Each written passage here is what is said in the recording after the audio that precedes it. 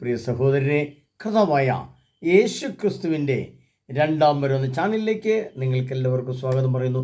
അതിനായി ഒരു ദിവസം കൂടെ യേശു മഹാരാജാവ് എളിദാസനെ അനുവദിച്ചോർത്ത് യേശു ക്രിസ്തുവിന് നന്ദി സമർപ്പിക്കുന്നു. അമേൻ. പ്രിയപ്പെട്ടവരെ, കഴിഞ്ഞ ക്ലാസ്സുകൾ നിങ്ങൾ ശ്രദ്ധിച്ചിട്ടുണ്ടാവും. കുറച്ച് ആളുകൾ നല്ല കമൻ്റ് ഇടുകയും അതിനെപ്പറ്റി അഭിപ്രായം പറയുകയും ചെയ്തതിന് ഞാൻ അഭിനന്ദിക്കുന്നു. കാരണം നിങ്ങൾ ശ്രദ്ധിക്കുന്നുണ്ട് എന്നുള്ളതിൻ്റെ തെളിവാണുള്ളത്. പ്രിയപ്പെട്ടവരെ, നമ്മൾ കഴിഞ്ഞ ആഴ്ച എൻ്റെ ഭവനത്തിൽ ധ്യാനം നടക്കുകയായിരുന്നു. ഇപ്രാവശ്യം ഈ ആഴ്ച തന്നെ വീണ്ടും കുറച്ച് ആളുകൾ ബുക്ക് ചെയ്തുകൊണ്ട് 16, 17, 18 തീയതികളിൽ എൻ്റെ വീട്ടിൽ വീണ്ടും ധ്യാനം നടക്കുകയാണ്. കുറച്ച് ആൾ ബുക്ക് ചെയ്തിട്ടുണ്ട്. താല്പര്യമുള്ളവർക്ക് കുറച്ചുകൂടെ ആളുകൾക്ക് വരാവുന്നതാണ്. അവധി കാലമാണ്. യുവതി യുവാക്കൾ, മാതാപിതാക്കന്മാർ, ചുമ്മാ ഇരിക്കുന്നവർ, വെറുതെ ഇരിക്കുന്നവരൊക്കെ ഒന്ന് വിശുദ്ധ ഗ്രന്ഥം വായിച്ച് വളരെ വ്യക്തമായിട്ട് ക്ലാസ്സിൽ കൂടെ കയറി കേട്ടാലേ നിങ്ങൾക്ക് മനസ്സിലാവുള്ളൂ. ക്ലാസ് കേൾക്കാതെ നിങ്ങൾ സ്വന്തമായിട്ടെടുത്ത് വിശുദ്ധ ഗ്രന്ഥം വായിച്ച് എങ്ങനെ നോക്കിയാലും നിങ്ങൾക്കതിൻ്റെ 3 തലം മനസ്സിലാവുകയില്ല. ഓരോ വചനത്തിനും അത് എഴുതപ്പെട്ടത് ജ്ഞാനത്തിൻ്റെ തലത്തിലാണ്. ദൈവവും പ്രവാചകനും തമ്മിലുള്ള ജ്ഞാനത്തിൻ്റെ തലം. ആ ജ്ഞാനത്തിൻ്റെ തലം 3000 വർഷങ്ങൾക്ക് മുമ്പ് എഴുതി വെച്ചിട്ട് ഒരു കാര്യമില്ല. കാര്യമില്ലെന്നല്ല, ദൈവം എഴുതി വെച്ചത് അത് നിർമ്മിക്കപ്പെടുവാൻ, അത് ടെക്നോളജി അഥവാ അറിവിൻ്റെ തലത്തിലേക്ക് വരാൻ വീണ്ടും 3 യുഗം അഥവാ 3000 വർഷങ്ങളൊക്കെ കഴിഞ്ഞ ശേഷമാണ് ഈ ടെക്നോളജിക്കലായിട്ട്, അതിന് ടെക്നോളജി പറയുന്ന അറിവിൻ്റെ തലം, അറിവിൻ്റെ തലത്തിൽ വസ്തുരൂപം പ്രാപിച്ചത്. കാരണം ആ വസ്തുരൂപം പ്രാപിച്ചപ്പോൾ കർത്താവ് പറയുന്നൊരു വചനമുണ്ട്. ആ വചനം ഉദാഹരണത്തിൽ പറഞ്ഞാൽ ഇങ്ങനെയാണ്. 2 വചനമുണ്ട്. ഓബാദ്യയുടെ പുസ്തകത്തിൽ 1-ാം അധ്യായം 4-ാം തിരുത്തി ഇങ്ങനെ പറയും: നീ കഴുകനെ പോലെ ഉയർന്നു പറന്നാലും നക്ഷത്രങ്ങളുടെ ഇടയിൽ കൂടുകൂട്ടിയാലും അവിടുന്ന് നിന്നെ ഞാൻ താഴെ ഇറക്കും. എന്താണത്? നീ കഴുകനെ പോലെ ഉയർന്നു പറന്നാലും. കഴുകനാണ് ഏറ്റവും ഉയർത്തി പറക്കുന്ന. ആ കഴുകനെ പോലെ ഉയർന്നു പറന്നാലും എന്ന് പറഞ്ഞാൽ അമേരിക്കയുടെയൊക്കെ ഏറ്റവും വലിയ വിമാനങ്ങൾ, അല്ലെങ്കിൽ ലോകം കണ്ടുപിടിക്കപ്പെട്ടുള്ള എല്ലാ വിമാനങ്ങളും, യുദ്ധവിമാനങ്ങൾ കഴുകനെ പോലെ ഏറ്റവും ഉയർന്നു പറന്നാലും. അതിൻ്റെ മറ്റൊരർത്ഥമാണ് നീ നക്ഷത്രങ്ങളിൽ പോയി കൂടുകൂട്ടിയാലും എന്ന് പറഞ്ഞാൽ ചന്ദ്രനിലേക്ക് ഇറങ്ങിച്ചെല്ലുക, അവിടെ പേടമണിയാണ് സംവിധാനമുള്ളവരൊക്കെ, പിന്നെ ചൊവ്വാഗ്രഹത്തിലേക്ക് പോകാൻ ആഗ്രഹിക്കുക, അങ്ങോട്ട് പേടങ്ങൾ അയക്കുക, അതിനകത്ത് ആളുകൾ പോവുക. ഇതൊക്കെ കർത്താവ് പറഞ്ഞത് ഏത് കാലഘട്ടത്തിലാണ്?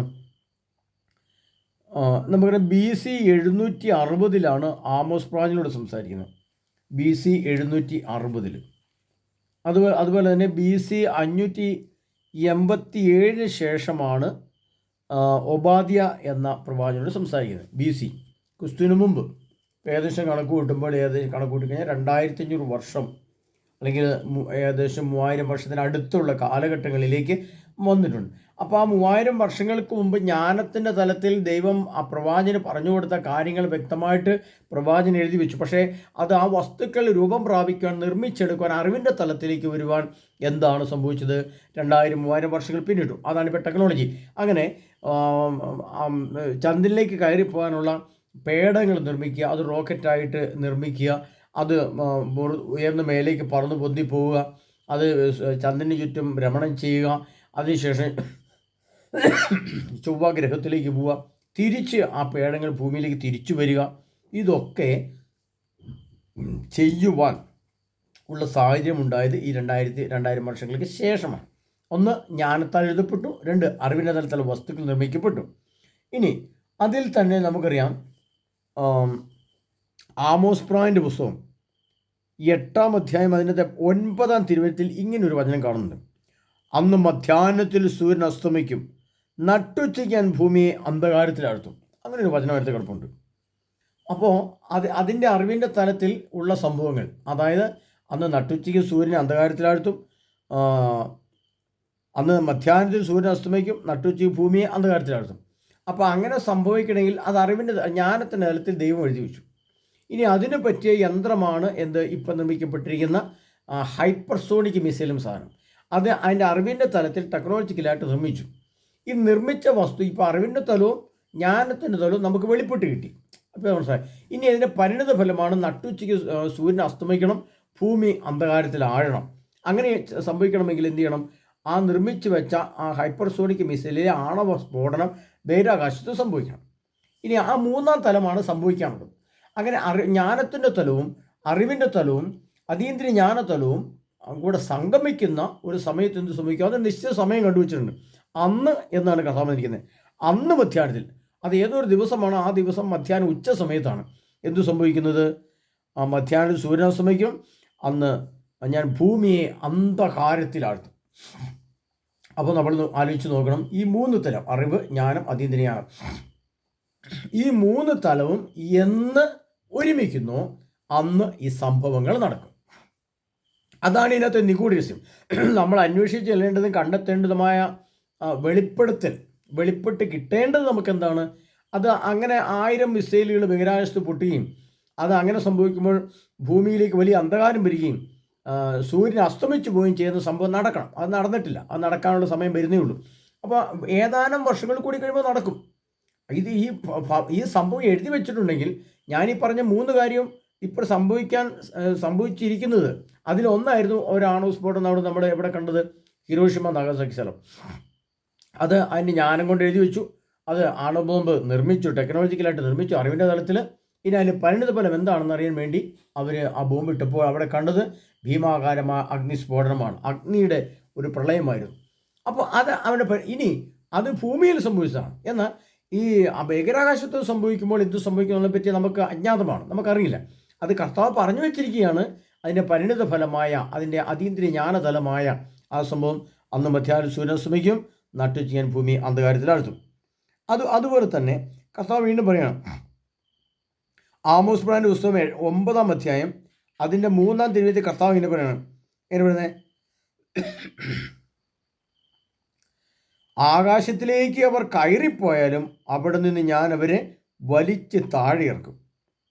അവർ പാതാളത്തിലേക്ക് തുരന്നിറങ്ങിയാലും ഞാൻ അവരെ പിടികൂടും. ആകാശത്തിലേക്ക് അവർ കയറിപ്പോയാലും അവിടെ നിന്ന് ഞാൻ അവരെ വലിച്ചു താഴ്ത്തും. ആമോസ് പ്രവാചകന്റെ പുസ്തകം 9-ാം അധ്യായം 3-ാം തിരുവചനം. അതായത് റോക്കറ്റ് ഉപയോഗിച്ച് ബഹിരാകാശത്തേക്ക് കയറിപ്പോയാലും കർത്താവ് തന്നെ വലിച്ച് താഴെയിടും. ആ താഴെയിടുന്ന സംഭവമാണ് നമ്മൾ കഴിഞ്ഞ വർഷം നമ്മളുണ്ട്. സുനിത വില്യംസ് എന്ന് പറയുന്ന ഒരാൾ വിദേശത്ത് പോയിട്ട് പേടം കേടായിപ്പോയി. പിന്നെ ഇവിടുന്ന് നിർമ്മിച്ച് മുകളിലേക്ക് അയച്ചു. അവിടുത്തെ ആൾ തിരിച്ചു കൊണ്ടുവന്നു. അവർ വെള്ളമില്ലാത്തതുകൊണ്ട് മൂത്രം കുടിച്ചതും പിന്നെ അങ്ങനെയൊക്കെയുള്ള കാര്യങ്ങളൊക്കെ വാർത്ത നമ്മൾ കണ്ടതാണ്.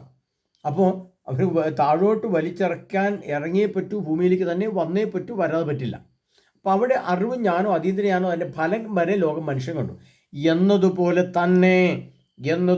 തന്നെ ഈ ലോകം അവസാനിക്കുമെന്നും ഈ ലോകം അവസാനിച്ച് പുതിയ ഒരു ലോകം, പുതിയ ആകാശവും പുതിയ ഭൂമിയും വെളിപാടിൽ എഴുതപ്പെട്ടിരിക്കുന്ന സംഭവം യാഥാർത്ഥ്യമായി തൊട്ടുമുമ്പിൽ 7 വർഷങ്ങൾ കൂടി കഴിയുമ്പോൾ ഇത് ലോകത്ത് സംഭവിക്കുമെന്നത് ഡേറ്റ് സഹിതം വിശുദ്ധ ഗ്രന്ഥത്തിൽ എഴുതപ്പെട്ടിട്ടുണ്ട്.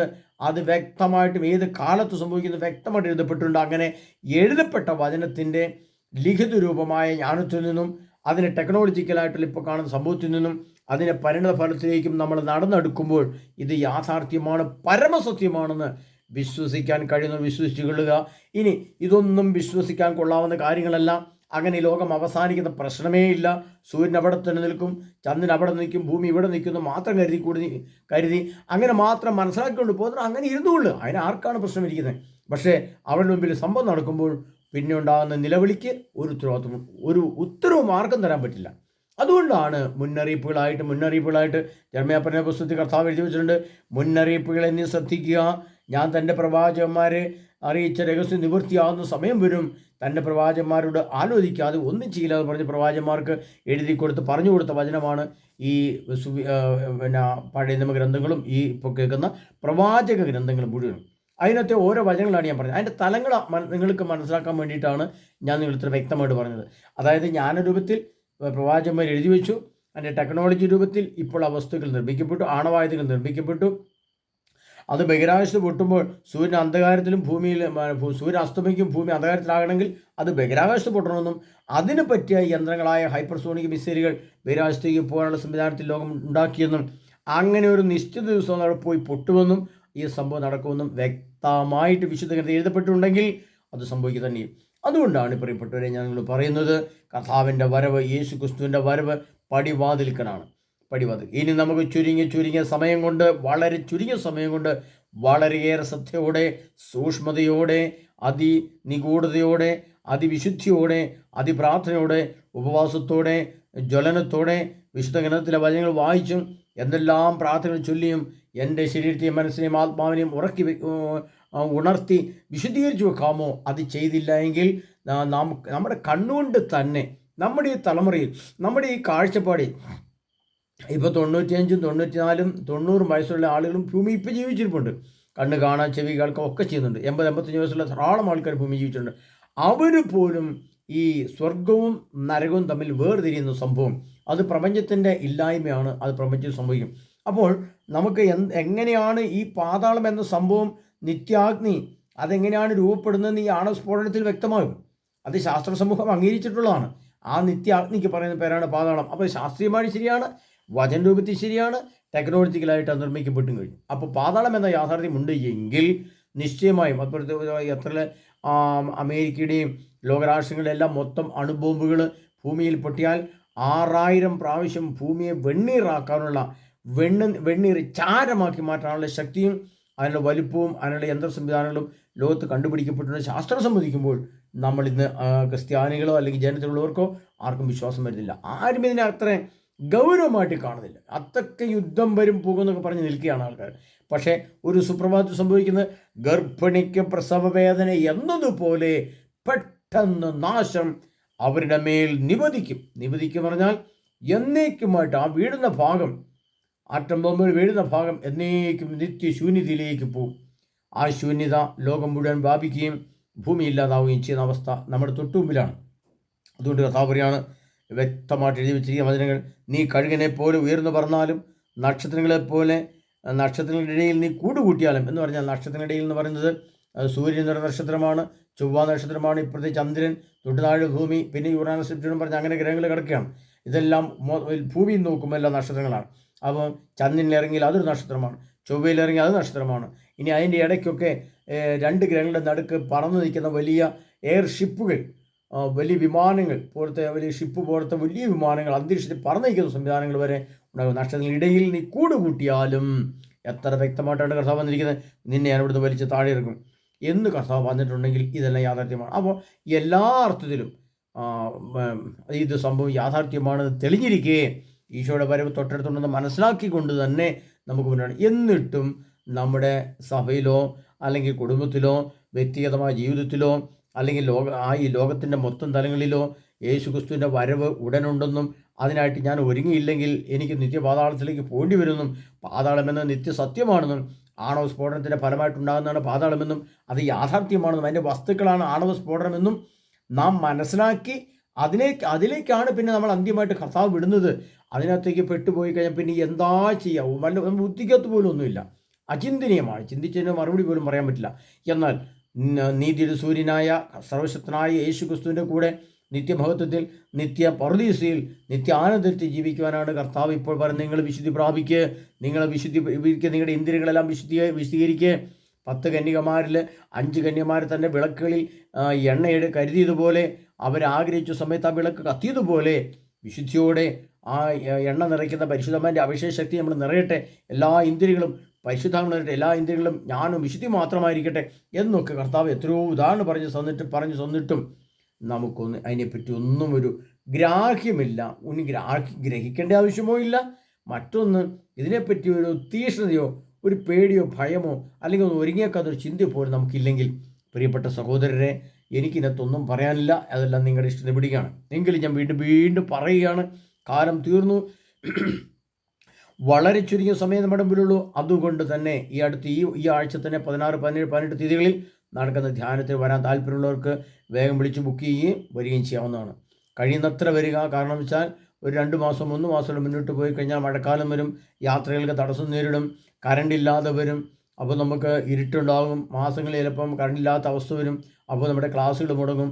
ഇതൊക്കെ നമ്മൾ മുന്നേ കാണണം. കിട്ടിയ അവസരത്തെ അതിനിഗൂഢമായും അതിശക്തമായും നമ്മൾ ഉപയോഗിച്ച് യേശുക്രിസ്തുവിൻ്റെ വരവിനായിട്ട് ഒരുങ്ങുക. ഈ യേശുക്രിസ്തുവിൻ്റെ വരവിൻ്റെ ഒരുക്കത്തെപ്പറ്റി ഇന്ന് നിലവിൽ ഞാൻ മനസ്സിലാക്കിയെടുത്തോളം ഒരു സ്ഥലത്തും വ്യക്തമായ ഒരു ഒരുക്കത്തിൻ്റെ ക്ലാസ് കിട്ടുന്നില്ല. ഒരു മനുഷ്യന് എങ്ങനെ യേശുവിൻ്റെ വരവിട്ട് ഒരുങ്ങണമെന്ന് ഒരു വിഭാഗ ജനത്തിനും വ്യക്തമായ ബോധ്യമില്ല. ചില ഭാഗങ്ങൾ ചില സഭാവിഭാഗമോ ചില വൈദികരോ ചില വചനപോഷരോ ഒക്കെ യേശുവിൻ്റെ വരനിട്ട് ഒരുങ്ങണം, യേശു വരാറായി, യുഗാന്ത്യമുണ്ട്, ലോകം അവസാനം വരും എന്നൊക്കെ പറഞ്ഞ് അത് എങ്ങനെയാണ് ഒരുങ്ങേണ്ടത്, എങ്ങനെയാണ് അത് നമ്മൾ ഒരു ഒരുക്കം നടക്കണം, നമ്മളിൽ ശരീരത്തിൽ ആത്മാവിൽ മനസ്സിൽ എന്തെല്ലാം കാര്യങ്ങൾ ചെയ്യണം, എന്തെല്ലാം ഒരു സംവിധാനങ്ങൾ ചെയ്ത് അതിലായിരിക്കണം എന്നുള്ളതിനെ പറ്റി വ്യക്തമായ ബോധ്യം ആർക്കുമില്ല. അത് നിങ്ങൾക്ക് തരുന്നത് ഞാൻ തരും, എന്നിൽ കൂടെ കർത്താവ് നിങ്ങൾക്ക് തരും പ്രിയപ്പെട്ടവരെ. അതുകൊണ്ട് വിളിച്ചു പോക്കി എത്രയും പെട്ടെന്ന് വരിക. അത് മനസ്സിലാക്കിക്കൊണ്ട് ധാരാളം ആളുകൾ ധാരാളം വരട്ടെ. വന്നു കഴിഞ്ഞാൽ അവർക്ക് എല്ലാ സംവിധാനമുണ്ട്. ഇപ്പോൾ 1000 പേര് വന്നാലും അല്ലെങ്കിൽ 500 പേര് വന്നാലും അവരെ ധ്യാനിപ്പിക്കാനുള്ള സംവിധാനങ്ങൾ നമ്മുടെ തൊട്ടടുത്ത സ്ഥലങ്ങളിലൊക്കെ ഉണ്ട്. അതുകൊണ്ട് എത്ര പേർക്ക് വേണമെങ്കിലും വരാവുന്ന സംവിധാനമുണ്ട്.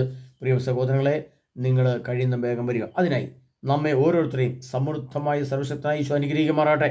യേശു ക്രിസ്തുവിൻ്റെ തിരുത്വം നമ്മെ സകല പാപത്തും ഐശ്വര്യം രക്ഷിക്കുമാറാകട്ടെ. യേശു ക്രിസ്തുവിൻ്റെ വചനം നിത്യത്തിലേക്ക് നമ്മളെ തുറന്നു വിടുന്ന നിർഗളിക്കുന്ന അരുവി പോലെയായി മാറട്ടെ. അതിനായി നമ്മെ ഒരു സമൃദ്ധമായി ഈശോ അനുഗ്രഹിക്കുമാറാകട്ടെ. ആമേൻ.